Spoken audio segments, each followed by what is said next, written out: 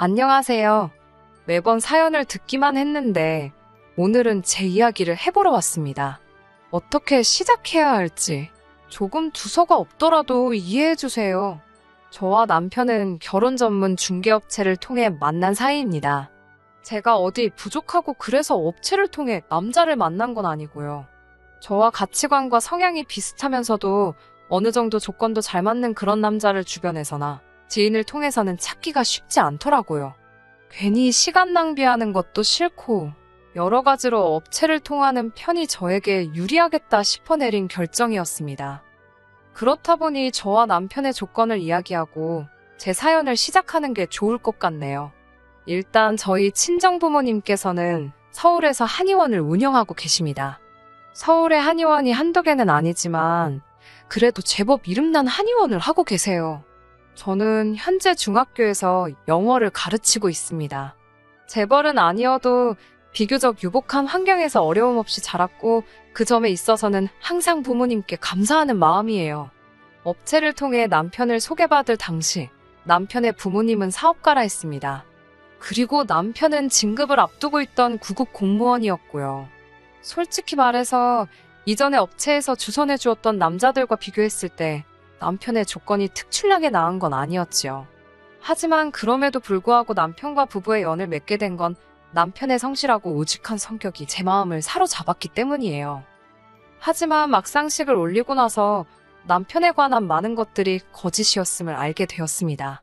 일단 어머님 아버님이 사업가라는 건 그건 참 사업장의 규모라던가 직원 등을 제가 좀 더 꼼꼼히 따져봤어야 하는데 업체 말만 듣고 대수롭지 않게 넘긴 것이 화근이었어요. 아버님이 말씀하신 사업이란 건 아버님 자신과 어머님까지 포함하여 총 직원 수 4명의 가게였지요. 제가 남편에게 왜 처음부터 솔직히 말하지 않았냐 물으니 사업이라는 게 눈에 보이는 게 전부가 아니랍니다. 어떻게 결혼 전에 이런 걸 눈치채지 못했을 수 있냐? 만약에 그렇게 물어보신다면 저도 억울하지만 할 말이 있습니다. 저와 남편은 일단 반반 결혼을 했어요. 제가 먼저 반반 결혼을 하자고 했고요. 괜히 시작부터 도움을 받고 그걸로 발목 잡혀 이리저리 끌려다니며 살기 싫었거든요. 물론 친정부모님께선 그래도 남자 쪽에서 집을 해오고 우리 쪽에서도 혼수랑 예단을 그 수준에 맞춰서 해가면 소위 끌려다닐 일은 없을 거라고 하셨지만 그냥 깔끔하게 저는 제 능력으로 남편은 남편 능력으로 그렇게 두 사람이 힘을 합쳐 시작하면 일이 훨씬 편하지 않겠나 싶었거든요. 그래서 소위 시부모님의 재력을 엿볼 기회가 없었네요. 아무튼 지나간 일을 탓해서 무엇하겠나 싶어 이미 결혼식은 올렸고 앞으로 잘 살면 된다고 생각했습니다. 그래서 남편에게도 지난 일을 문제 삼아 흠을 잡거나 따져 묻거나 그런 행동은 하지 않았어요. 하지만 오히려 제가 너무 순순히 단념을 해서 그랬던 건지 결혼한 지 한 달도 채 되지 않아서부터 어머님께서 자꾸 저를 자극하시더라고요. 처음 시작은 보약이 문제였습니다. 원래도 체력이 좋은 편이 아닌데 결혼을 하고 나니까 체력이 더 떨어지는 게 느껴지더라고요. 부모님과 같이 살 때는 솔직히 제 몸 하나만 신경 쓰면 됐지 제가 살림이며 요리며 할 이유가 없었어요. 집에 일을 도와주러 오시는 분도 계셨고 그런데 결혼을 하고 나니까 해봤자 티도 안 나는 그렇지만 안 할 수 없는 잡다한 일들이 많더라고요. 그렇다고 남편이 아예 살림을 모른 척 한 거는 아니에요. 그 사람도 그 사람 나름대로 하기는 했는데 그 사람도 안 하다 하는 일이라 그런지 한다고 해놓은 걸 봐도 제 성에 차질 않았습니다. 제가 독박 살림을 했다 뭐 그런 건 아니지만 그래도 결국엔 제가 해야 하는 일이 많았어요. 그렇다 보니 순식간에 3kg도 넘게 빠졌고 그런 제 모습을 본 친정부모님께선 걱정을 많이 하셨지요. 당장이라도 일하는 사람을 하나 쓰라며 친정어머니께서 야단이셨지만 솔직히 어쨌든 처음으로 독립을 했고 제 살림이다 생각하니까 남의 손을 빌리기가 싫더라고요. 그러자 친정아버지께서 그러면 보약이라도 한 채 해주겠다 하셔서 그럼 그건 감사히 먹겠다 했습니다. 그렇게 보약 한 채를 받아서 집 냉장고에 넣어뒀어요. 그런데 며칠 뒤 하루는 연락도 없이 어머님께서 오셨습니다. 사실 어머님 아버님은 당신들이 속인 게 절대 아니라며 업체 탓을 하셨지만 업체에서는 업체대로 어머님 아버님이 자기들을 속였다며 서로 탓을 하던 상황이었거든요. 제 추측이지만 이후로 어머님께선 제가 그 일로 인해 당신이나 아버님 혹은 남편을 무시하는 건 아닌지 아주 눈에 쌍심지를 켜고 저를 감시하는 것 같더라고요. 그래서 아무 때나 연락하시고 찾아오시고, 하지만 어찌됐건 남편과 결혼을 결심한 건 제가 내린 선택이었고 저는 제 선택에 책임을 지는 성격이었기 때문에 어머님의 행동들이 이해가 되질 않았네요. 아무튼 그렇게 찾아오신 어머님께서는 마치 제 흠이라도 잡으려고 작정이라도 하신 듯 화장실이며 부엌이며 다 살펴보기 시작하셨습니다. 당연히 마음에 안 드셨을 거예요. 남편이나 저나 일이 많아서 청소고 뭐고 할 정신도 없었고 그저 사람 사는데 이 정도면 됐다 싶은 수준만 유지하고 있었으니까요. 그리고 아니나 다를까 냉장고를 열어보신 어머님께서는 혀를 차셨습니다. 어떻게 가정주부가 냉장고를 이렇게 텅텅 비워둘 수가 있냐며 잔소리를 하시길래 어머님 제가 전업이 아니고 일을 하지 않냐며 대꾸를 했어요. 오히려 퇴근은 남편보다 제가 더 늦는다고요. 그러자 어머님께선 그러면 아침에 일찍 일어나면 되지 않냐고 하시더니 아니면 너네 엄마한테라도 해달라고 하라시는 거예요. 황당해서 저희 어머니도 일하시지 않냐고. 그러지 말고 어머님이 좀 해주세요. 그랬습니다. 어머님은 점심 드시고 출근하시니까 오전에는 시간 많으시지 않냐고요. 그러자 어머님께선 어이가 없다는 듯 저를 쳐다보시더니 어떻게 며느리가 시애미한테 반찬해달라는 소리를 하냐며 참 뻔뻔하답니다. 그리고는 다시 냉장고를 살피시더니 신성칸에 넣어둔 제 한약을 발견하시고는 이게 뭐냐고 물으시대요. 잠시 거짓말을 할까 생각도 했지만 저희 아버지가 저 먹으라고 해준 건데 거짓말할 이유가 있나 싶어서 순순히 말씀드렸어요. 제가 몸이 안 좋다 하니 아버지가 지어주셨다고요. 그러자 어머님께서는 정말 똥 씹은 얼굴을 하시더니 일은 너만 하냐고 물으시대요. 제가 그게 무슨 소리냐는 표정으로 어머님을 쳐다보니 네 남편은 노냐고, 남자가 더 피곤하지 여자인 네가 나가서 일을 하면 얼마나 한다고. 어머님의 무식한 소리에 어이가 없었지만 저는 공손한 자세로 그러면 어머님께서 남편 보약 한제 해주시라 대답했습니다. 그러자 어머님께선 아니 장인이 한의사인데 그걸 돈 주고 왜 지어먹냐입니다. 어이가 없었지요. 막말로 어머님이 저희 아버지한테 무슨 보약을 맡겨놓으신 것도 아니고 칼만 안 들었지 날강도라는 말을 이럴 때 쓰는 건가 싶었거든요. 하지만 어머님하고 그런 거 따져서 뭐하나 싶어서 알겠다고 아버지께 말씀드려서 김서방 보약도 해드리라고 하겠다 했습니다. 어머님께서 돌아가신 후 아버지께 연락을 드려 방금 있었던 일을 말씀드렸습니다. 그러자 아버지께서는 오히려 당신이 센스가 없었다며 김서방이 많이 서운해했을지 걱정을 하시더라고요. 그래서 그런 걸로 서운해할 사람은 아니라고 말씀드렸지요. 아버지께서는 내친김에 사돈들 보약도 해드려야겠다며 저더러 시부모님께 잘하라 하셨습니다. 사실 처음에 시댁이 조건을 속인 게 드러났을 때 저희 친정부모님께서도 많이 속상해 하셨어요. 결혼 중개업체를 고소를 해야 하는 거 아니냐는 소리까지 나왔으니까요. 하지만 결국엔 저처럼 저희 친정부모님께서도 꼼꼼히 살피지 못한 당신들을 탓하셨습니다. 솔직히 지금 와서 생각해본들 의미는 없지만 저희 어머님 아버님, 특히 어머님께서 작정을 하고 저와 저희 부모님을 속인 게 아닌가 싶기도 해요. 처음 인사를 드리러 갔을 때도 집이 아닌 모 호텔에서 보자고 하셔서 시부모님이 사시는 집을 결혼 전까진 한 번도 가볼 수 없었고요. 만날 때마다 비싼 옷을 입고 명품백을 들고 나오셨는데 그게 짝퉁이거나 지인에게 빌린 것들일 거라곤 누가 상상이나 할 수 있었겠어요? 심지어 저에게 당신 며느리가 되어주기로 해서 고맙다며 용돈으로 쓰라고 현찰로 500만 원을 주셨는데 그것도 알고 보니 남편이 모아둔 돈의 일부였으니까요. 아무튼 이 모든 것을 감내하고도 지키려던 결혼이었습니다. 남편을 너무 사랑해서 그랬다고 하면 솔직히 거짓말이고 앞서 말씀드린 대로 제 책임감과 동시에 주변 사람들의 눈이 두려웠기 때문이에요.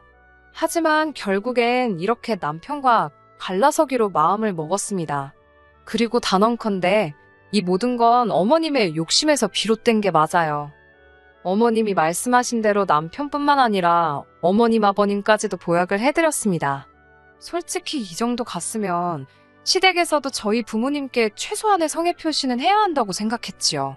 하지만 성의 표시는 고사하고 오히려 말도 안 되는 소리를 하셨더라고요.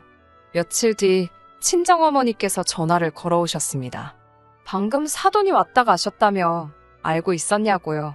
저는 전혀 몰랐다고 혹시 무슨 일이라도 있었는지 여쭙습니다. 그러자 친정어머니께서 몹시 불쾌한 목소리로 충격적인 이야기를 털어놓으셨어요. 저희 시어머니께서 5사람치의 보약을 주문하셨답니다. 신우가 시집을 간다는데 그 예비 시댁에 선물할 거라면서요. 어이가 없는 건 그 한약을 모두 공짜로 해달라고 그랬답니다. 사돈처녀 시집 가는데 그 정도는 해주실 수 있는 거 아니냐며 듣고 있는데 진짜 어이가 없더라고요. 저는 일단 친정어머니께 그 부탁 안 들어주셔도 된다고 절대로 내리지 마시라 했습니다. 하지만 친정어머니께서는 마음 같아선 당연히 안 해주고 싶지만 그랬다가 당신 딸 그러니까 제가 미움이라도 사면 어쩌나 싶어서 걱정이라셨어요. 그런 어머니께 저는 다시 한번 제가 어머님과 잘 이야기할 테니 마음 쓰지 마시라고 말씀드렸고요. 분한 마음을 삭히고 있는데 퇴근한 남편이 집에 들어오대요. 저는 남편더러 시댁에 가자고 했습니다. 그러자 남편은 연락도 안 드리고 이렇게 가면 어머님께서 안 좋아하실 거라고 이제 막 퇴근하고 들어오셔서 피곤해 하실 거랍니다. 저는 됐다고 어머님도 아무 때나 오시니까 그냥 가자 했습니다. 상황이 심상치 않음을 느꼈는지 남편도 저를 더는 말리지 못하더군요. 그렇게 차로 30분 정도 달려 시댁에 도착했습니다. 어머님께서 어이가 없다는 듯 현관을 열어주셨어요. 피곤하신 거 안다고 저희도 피곤하니 본론만 말씀드리겠다 했습니다. 그러자 어머님께선 제가 말하는 태도를 흠잡아 벌써 한마디 하려고 하셨지만 제가 먼저 말을 이어갔어요. 저희 친정부모님께 무슨 신우 예비 시댁 식구들 한약을 지어달라 하셨다는데 그게 사실이냐고요. 그러자 어머님께선 그걸 벌써 너네 엄마가 너한테 얘기했냐면서 생각보다 입이 싸네 그러시는 거예요. 제가 정색을 하며 아무리 사돈지간이어도 저희 어머니가 어머님보다 나이도 1살 더 많으시다고 말씀 조심해달라 했습니다. 어머님께서 어이가 없다는 듯 저를 쳐다보셨지만 저는 무시하고 말을 이어갔어요. 보약을 하실 거면 돈을 내시라고 저희 부모님한테 한약 맡겨놓으셨나고 물었지요. 그러자 신우가 나서서 저한테 한 소리 하더군요. 신우는 남편보다 2살이 많고 이번이 2번째 결혼이에요. 신우가 저더러 하는 말이 시집 온 지 1년은커녕 반년도 안 된 며느리가 시어머니 무서운 줄을 모르고 멋대로 밤중에 시댁에 찾아와서 따박따박 따지는 법이 어디 있냐입니다. 저는 신우에게 잘 모르면 빠져있으라 했어요. 그리고 신우 예비 시댁 보약은 도대체 누구 머리에서 나온 생각이냐고 혹시 형님이 어머님 떨어 해달라고 했냐고 따졌습니다. 그러자 신우가 해달라고 할 수도 있는 거 아니냐며 한가족끼리 그런 거 하나 못 해주냐고 그래요. 어이가 없어서 저희 부모님이랑 형님이랑 한가족이냐고 정말 그렇게 생각하냐고 물었습니다. 그러자 신우도 뭐라 말은 못하고 시근덕거리기만 하더라고요. 집으로 돌아오는 길에 남편이 저에게 말을 붙이대요. 아무리 그래도 그렇지 신우나 시어머니나 다 저한테는 윗사람인데 말을 너무 막 하는 거 아니냐면서요. 저는 어머님이 먼저 우리 친정부모님을 뭘로 보셨는지 경우 없이 행동하시더라. 지금 나한테 한 말 그대로 어머님께 가서 먼저 하고 오라 했습니다. 그리고는 그렇게 못할 것 같으면 내 편 못 들 것 같으면 가만히 중간이나 잘 지키고 있으라고 써붙였네요. 그리고는 얼마간 조용했습니다. 어머님이 화가 단단히 나셨는지 연락이 없으셨는데 그게 그렇게 편하더라고요. 물론 그 평화가 오래가지는 않았지만요. 퇴근 준비를 하고 있는데 친정어머니께서 이게 무슨 일인지 모르겠다며 연락을 해오셨어요. 무슨 일인가 들어보니 어떤 가족이 와서는 저희 아버지가 지은 한약을 먹고 온몸에 두드러기가 났다며 난리를 치더랍니다. 그런데 먹다 남은 거라며 들고 온 한약 봉지를 보니까 저희 부모님 한의원 게 아니더래요. 그런 한약은 만든 적이 없다고 하니 믿지 않아서 실제로 한의원에서 쓰는 봉지를 다 보여주고 난리가 났었다고요. 그 가족이 저희 부모님 한의원을 고소하겠다 하길래 그러라 했답니다. 듣고 있는데 어이가 없어서 정말 이 한의원에서 직접 산 게 맞는지 물어보셨냐니까 선물 받았다고 하더랍니다. 그러면서 그 사람들이 선물 받을 때 받은 명함이라고 보여주길래 사진을 찍어뒀다며 저에게 그 사진을 보내주셨어요. 그런데 사진을 확인한 순간 이 모든 일이 어떻게 벌어진 일인지 퍼즐 조각이 맞춰지더라고요. 그 명함은 제가 어머님께 드린 거였습니다. 언젠가 어머님이 부모님 한의원 명함 좀 달라시길래 급한 대로 제가 가지고 있던 걸 드렸거든요. 그런데 그 명함이 처음에 시범으로 몇 장 뽑았던 거라 전화번호 하나가 잘못 나와서 제가 임의로 수정을 해놨었지요. 그런데 사진 속 명함이 바로 제가 수정한 그 명함이더라고요. 저는 바로 시댁으로 달려갔고 아니나 다를까 어머님께서 절 붙들고는 잘 왔다며 저 때문에 지금 사단이 났답니다. 그게 무슨 말씀이시냐 하니 하시는 말씀이 저희 집에서 보약은 안 해준다 하지. 그런데 신우예비 시댁에는 보약을 해서 보내겠다고 호언장담을 했지. 결국 고심 끝에 인터넷에서 보약을 사셨다대요. 그리고는 신우예비 시댁에다간 저희 부모님 한의원 명함을 같이 주면서 이 사람들이 당신 사돈인데 아주 신경 써서 만들었다며 선물을 하셨다는 거예요. 한마디로 원산지도 모르는 어디 싸구려 한약재에다 저희 부모님 이름을 판 거지요. 너무 화가 나고 속상해서 어머님께 어떻게 그러실 수가 있냐고 따졌습니다. 어머님께선 미안하게 됐다면서도 그러면 넌 네 신우가 시집도 못 가고 저렇게 평생 혼자 늙어 죽었으면 좋겠냐입니다. 그런 어머님의 뻔뻔한 태도에 전 할 말을 잃었고 어머님께서는 기왕 이렇게 된 거 한 번만 더 신세 좀 지자시대요. 어처구니가 없어서 뭐라 대꾸도 안 하고 있는데 하시는 말씀이 저희 부모님더러 그 남자 식구들한테 선물 받은 그 한약은 당신들이 지은 게 맞다고 좀 해달래요. 곧 나을 거라는 말도 좀 해주고요.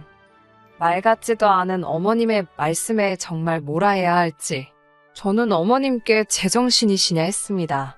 같이 있던 신우가 저더러 그러니까 그깟 보약 좀 해주는 걸로 왜 치사하게 굴어서 일을 이렇게 복잡하게 하냐고 따지대요. 저는 신우한테 분수에 맞는 사람이나 만나라고 괜히 네 부모 등골 빼먹지 말라고 쏴붙였습니다.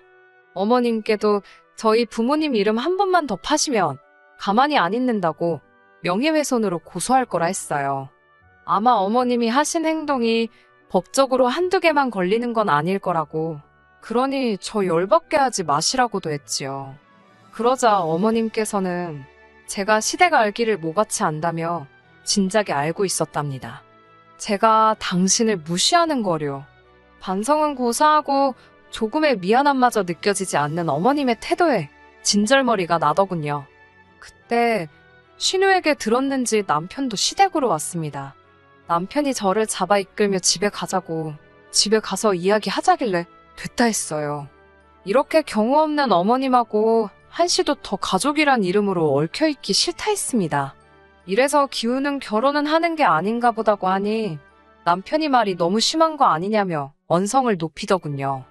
솔직히 남편이 언성을 높인 건 그때가 처음이었기에 조금 충격적이긴 했지만 그렇다고 그동안은 제 편을 들어준 건 아니니까요. 그나마 중간에 있을 때는 서운한 건 없었는데 팔은 역시 안으로 굽는구나 싶어서 그냥 여기까지만 하자 했습니다. 솔직히 말하면 그 짧은 두세 달의 시간 동안 제가 너무 지쳤던 것 같아요.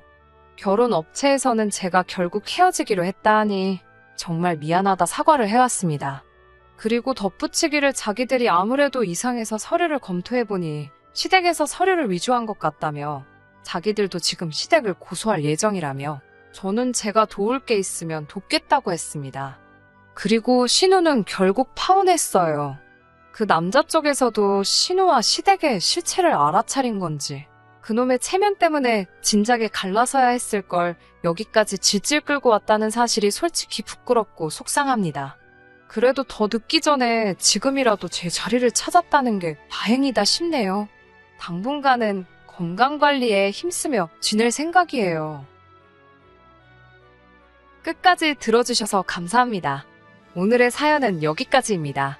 구독과 좋아요, 알람 설정 부탁드리고 더 좋은 사연으로 다시 찾아뵙겠습니다. 감사합니다.